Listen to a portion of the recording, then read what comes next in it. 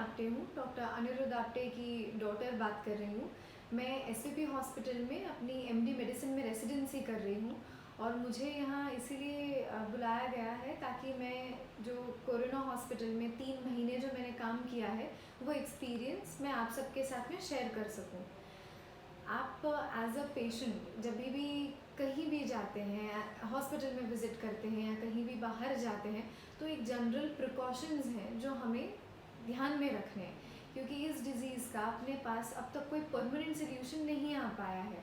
हम best way जिससे अपने आप को प्रोटेक्ट कर सकते हैं, अपने family near and dear ones को प्रोटेक्ट कर सकते हैं और बाकी जनरल पॉपुलेशन को प्रोटेक्ट कर सकते हैं, उसमें सिर्फ एक प्रिवेंशन ही मेन चीज़ है। तो प्रिवेंशन में हमें क्या क्या लेना चाहिए वो हम स्टेप बाय स्टेप देखते हैं। फर्स्ट एंड फॉरमोस्ट, कहीं भी हम जा रहे हैं, घर से बाहर निकल रहे हैं, तो हमें जो गवर्नमेंट गाइडलाइन के हिसाब से 1 मीटर का डिस्टेंस है वो मेंटेन करना ही करना है। दूसरा, जब आप हॉस्पिटल के अंदर कहीं यहाँ पे विज़िट के लिए आ रहे हैं तो हर पेशेंट 2 लोगों के बीच में 3 फीट का डिस्टेंस मेंटेन किया जा रहा है।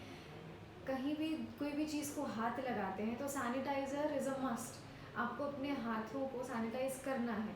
जो मास्क आप पहन के निकलते हैं वो मास्क से अपने वो हाथों से उस मास्क को हाथ मत लगाइए, और देन वो हाथ जब आप अपने फेस पे, आँखों पे टच करते हैं तो आप अपने आप को कोरोना वायरस स्प्रेड करने के चांसेस इंक्रीज़ हो जाते हैं। खुद को ही कोरोना लग सकता है हमारी लापरवाही की वजह से।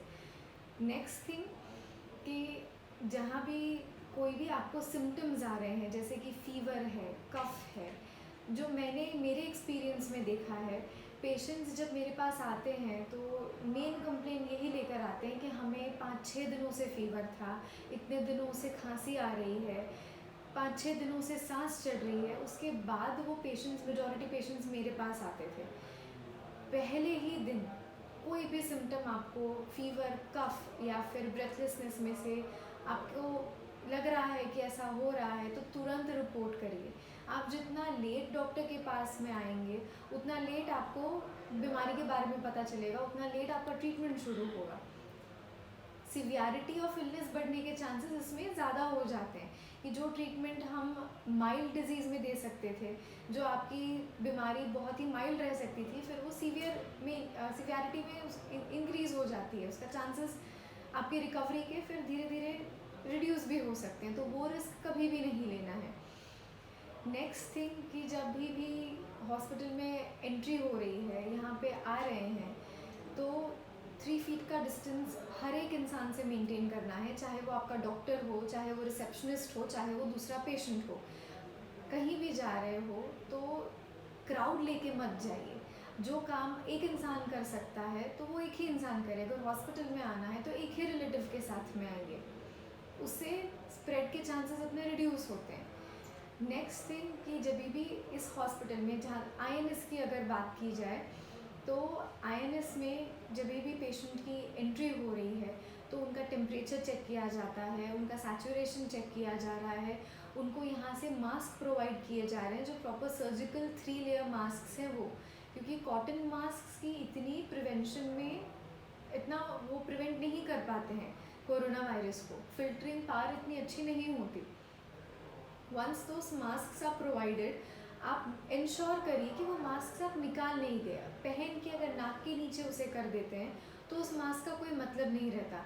जो मास्क आपको प्रोवाइड किए जा रहे हैं, सर्जिकल मास्क जो होते हैं, पहले इंश्योर करिए कि वो मास्क साफ़ हैं, अनयूज्ड हैं, कहीं उसमें छेद वगैरह तो नहीं है।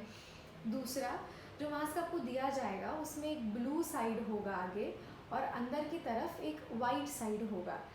मास्क को हमेशा उसके थ्रेड से पकड़िए या उसके इलास्टिक से पकड़िए। जो वायर होती है मास्क की वो हमेशा ऊपर की साइड में होनी चाहिए, वो नीचे की साइड नहीं रखना है। मास्क को जब भी पहने तो नाक, मुंह और चिन सब कुछ कवर हो जाना चाहिए, तभी वो मास्क आपका इफ़ेक्टिव होगा, दूसरों से इन्फेक्शन आपको ना लगे उसमें और आपसे किसी को स्प्रेड ना हो उसमें। प्रॉपर्ली मास्क को नीचे पुल करिए और फिर धागा बांध दीजिए। जब मास्क आप यहाँ से पहन के निकलते हैं, घर में जाके डिस्पोज भी, और उसके बाद में नाक की ये जो स्ट्रिप है उसको दबा देना है ताकि आपका जो मास्क है वो प्रॉपर सीलिंग मास्क हो जाए। कहीं से भी आपकी जो छींक है, खांसी है या हवा है जो आप ब्रीथ कर रहे हैं, इतना अंदर बाहर ना हो, आपका प्रॉपर एक फेस सीलिंग मास्क हो जाए। जब रिमूव करना है मास्क तो थ्रेड से ही करना है।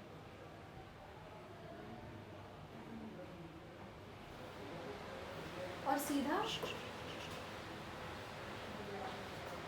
वो मास्क को डिस्पोज कर देना है, वो मास्क रीयूज़ नहीं करना है। क्लॉथ मास्क जो होते हैं वो आप वॉश करके 1 दिन से ज़्यादा वो क्लॉथ मास्क दोबारा मत पहनिए, उसको वॉश में डाल दीजिए, दूसरे दिन दूसरा मास्क पहनिए। मास्क जो क्लॉथ मास्क होते हैं वो बहुत जल्दी डर्टी हो जाते हैं। दैट इज़ समथिंग वो इतना यूज़ में भी नहीं लेना चाहिए। सर्जिकल मास्क हर जगह अवेलेबल होते हैं, गवर्नमेंट ने सब्सिडाइज भी कर दिया है उन मास्क को जो 5 रुपीज़ में अब मिलते हैं। तो बेटर है कि हर जगह सर्जिकल मास्क यूज़ करें। जब भी व्हेन आप आईएनएस में जब भी विज़िट करेंगे तो आपका टेम्परेचर के साथ साथ सोशल डिस्टेंसिंग इंश्योर किया जाता है। अपना जो आईएनएस हॉस्पिटल है WHO की सारी गाइडलाइंस फॉलो कर रहा है। जब भी कोई नया पेशेंट हॉस्पिटल में आता है, एक ही रिलेटिव के साथ में उसको एंट्री मिलती है। 2 पेशेंट्स के बीच में 3 फीट का डिस्टेंस मेंटेन किया जाता है। उनका टेम्परेचर चेक किया जाता है at the time of entry, ताकि किसी को भी एक दूसरे से स्प्रेड होने के चांसेस नहीं हो। जब पेशेंट आते हैं तो उनको नीचे वेटिंग एरिया में बिठाया जाता है। वो वेटिंग एरिया में भी सोशल डिस्टेंसिंग पूरी फॉलो करी जाती है। उसके बाद में जब वो पेशेंट नेक्स्ट ऊपर के फ्लोर पे डॉक्टर से मिलने जाता है, तो जब उनको असिस्टेंट चेक करते हैं वो भी प्रॉपर कैप, मास्क, गाउन में होते हैं। प्रोटेक्शन उन्होंने अपना भी इंश्योर किया होता है और आपको भी ना लगे इसके लिए सारा प्रोटेक्टिव गियर पहन के रखा होता है। उसके बाद में जो डॉक्टर भी चेक करते हैं वो भी आपको proper mask, gloves and protective gear as well as face shield के साथ आपको एग्जामिन करते हैं। जो डॉक्टर्स यहाँ पे होते हैं उनके बीच में भी 7 to 10 फीट का डिस्टेंस मेंटेन किया जाता है ताकि किसी को भी एक दूसरे से स्प्रेड ना हो। कोरोना को प्रिवेंट करने के लिए ये सारे मेजर्स इस हॉस्पिटल में प्रॉपरली इंश्योर किए जा रहे हैं। आप लोगों से सबसे एक ही रिक्वेस्ट है कि जब आप यहाँ से भी बाहर जाते हैं तो ये सारे मेजर्स आप लोग फॉलो करें। मास्क से लेके सैनिटाइज़र से लेके डिस्टेंस एक दूसरे के बीच में, ये सारी चीज़ें मेंटेन करिए। इसके बावजूद भी किसी को भी अगर कोई सिम्टम्स आते हैं जैसे कि बुखार है, खांसी है, सांस लेने में दिक्कत हो रही है, गले में खराश हो रही है, तो तुरंत आप अपने इमीडिएट जो फैमिली फिजिशियन है उनको कंसल्ट करिए और जो भी नियरेस्ट हॉस्पिटल है वहाँ पे आप अपने सिम्टम्स रिपोर्ट करिए ताकि किसी भी और इंसान को ये वायरस स्प्रेड ना हो। So let's be safe and help prevent the spread of corona virus.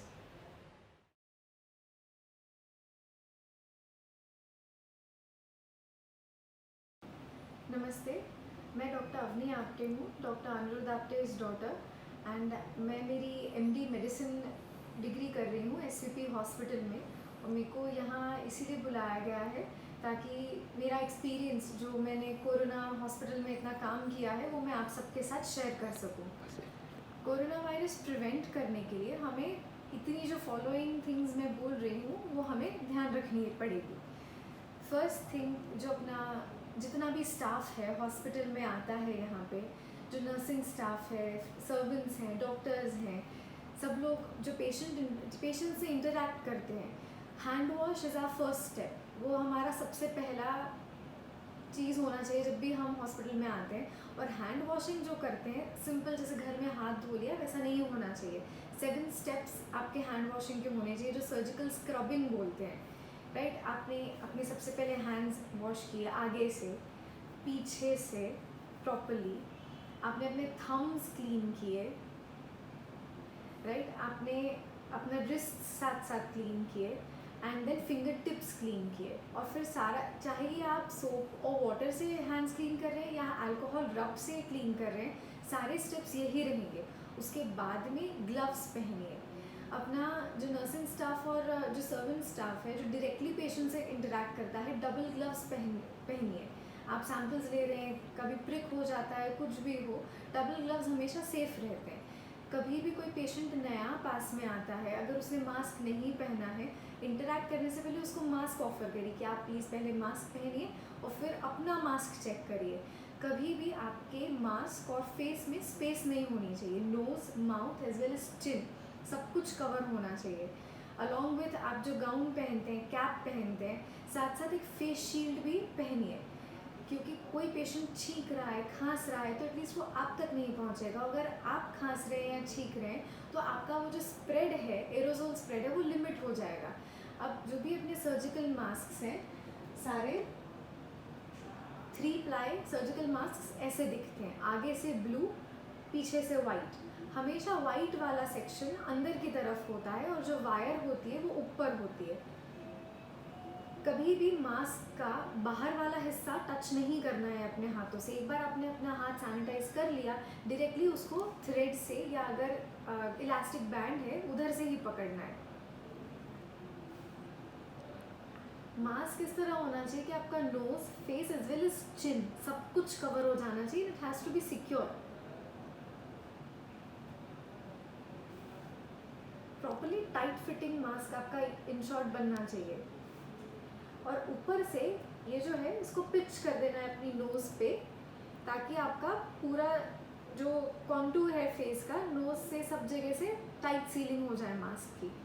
और जब रिमूव करना है तो यहाँ अंदर की साइड कहीं भी टच नहीं करना है। जब आप मास्क पहन के रख रहे हैं, ड्यूटी कर रहे हैं, हाथ दूसरी जगह पे जब लगते हैं, मास्क पे लगा के आँखों में, फेस पे कहीं भी और नहीं लगाना है।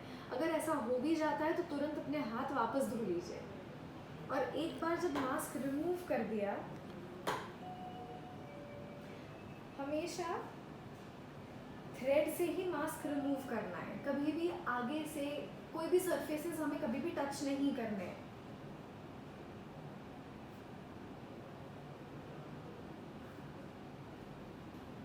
और सीधा ये जो मास्क हैं ये रियूजेबल नहीं होते, डायरेक्टली डस्टबिन में डाल देना है। अनदर थिंग जो हम सबको ध्यान रखना चाहिए इज़ आर जनरल इम्यूनिटी। उसके लिए जिंकोविट और विटामिन सी यानी जिंक और विटामिन सी के टैबलेट्स रोज़ दिन में एक बार कंज्यूम कीजिए। जो विटामिन सी है उसके दिन में 2 बार टैबलेट्स कंज्यूम कीजिए, 500 ग्राम जो पावर की आती है वो। और जो जिंक है उसकी भी रोज़ एक टैबलेट कंज्यूम कीजिए।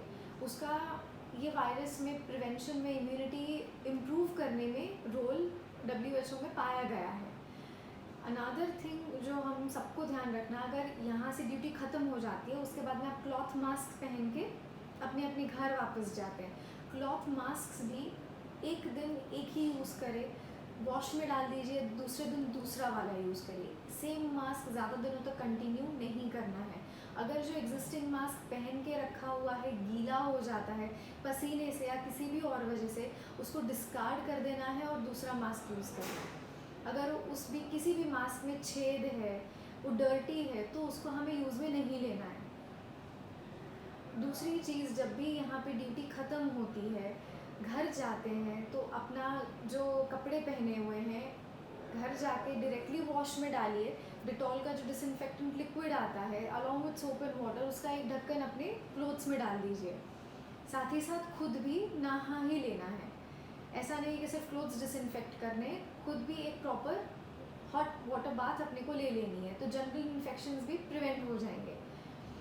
अनदर थिंग कि अपना जो INS हॉस्पिटल है उसमें एवरी पेशेंट, सभी पेशेंट्स का CT स्कैन चेस्ट होता है, विच इज़ जो बहुत ही सेंसिटिव इन्वेस्टिगेशन है। अगर कोई भी कोविड का उसमें लंग्स में असर होता है तो डायरेक्टली CT स्कैन में पता चल जाता है। तो अपने को यहाँ पे डरने की ज़रूरत नहीं है। अगर ऐसा कुछ भी हो तो वो एट द अर्लीस्ट डिटेक्ट हो जाएगा और आपको जो कोविड अपने हॉस्पिटल्स हैं, कोविड दूसरे सेंटर्स हैं, वहाँ पे हर जगह प्रॉपर ट्रीटमेंट के लिए गाइड कर दिया जाएगा।